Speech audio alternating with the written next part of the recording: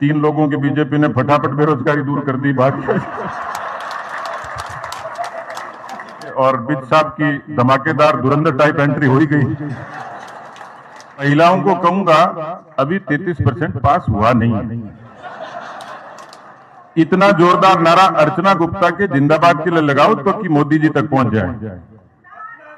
जिन पुरुषों ने अर्चना जी के समर्थन में जोरदार नारा लगाया उनके बारे में जल्दी विचार किया जाएगा।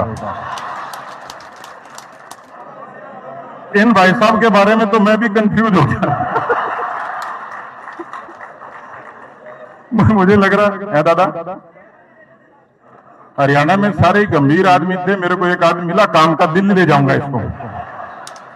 दीनदयाल जी की सीधे कोई बात किसी की मतलब सीधा तार जुड़े हुए तो अपने धनखड़ जी के जुड़े हुए।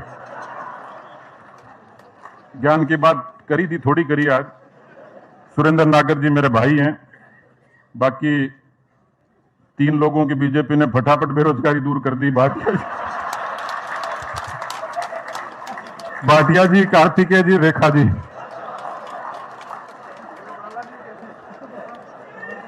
हाँ, बराड़ा जी भी।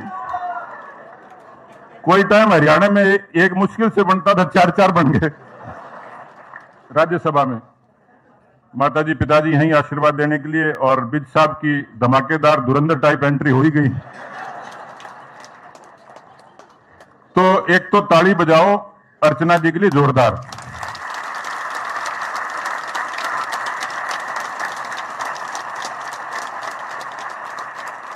और ये महिलाओं को कहूंगा अभी 33% पास हुआ नहीं है। इतना जोरदार नारा अर्चना गुप्ता के जिंदाबाद के लिए लगाओ तो कि मोदी जी तक पहुंच जाए।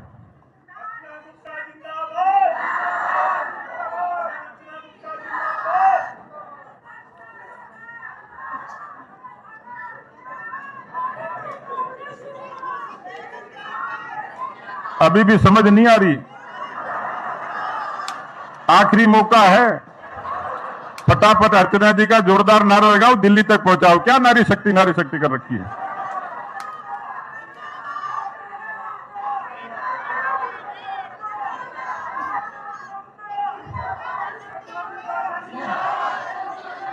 जिन पुरुषों ने अर्चना जी के समर्थन में जोरदार नारा लगाया उनके बारे में जल्दी विचार किया जाएगा।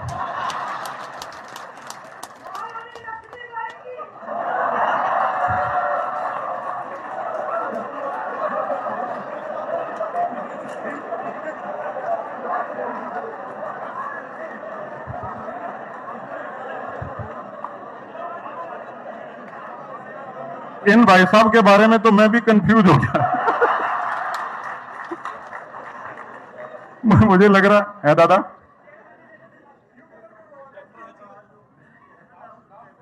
जी, नहीं मैं ढूंढ भी रहा था। हरियाणा में सारे गंभीर आदमी थे, मेरे को एक आदमी मिला काम का, दिल्ली ले जाऊंगा इसको। तो किसी ने कहा कि हरियाणा जैसे प्रदेश में महिला को अध्यक्ष बना दिया बीजेपी ने, हरियाणा जैसे मेंस लैंड में, क्योंकि जो लिंगानुपात है देश में सबसे कम हरियाणा में ही था। तो एक बड़ी चुनौती देश के समक्ष थी, लेकिन हरियाणा वो धरती है जहां 2015 में देश के यशस्वी प्रधानमंत्री नरेंद्र मोदी जी ने बेटी बचाओ और बेटी पढ़ाओ का नारा देके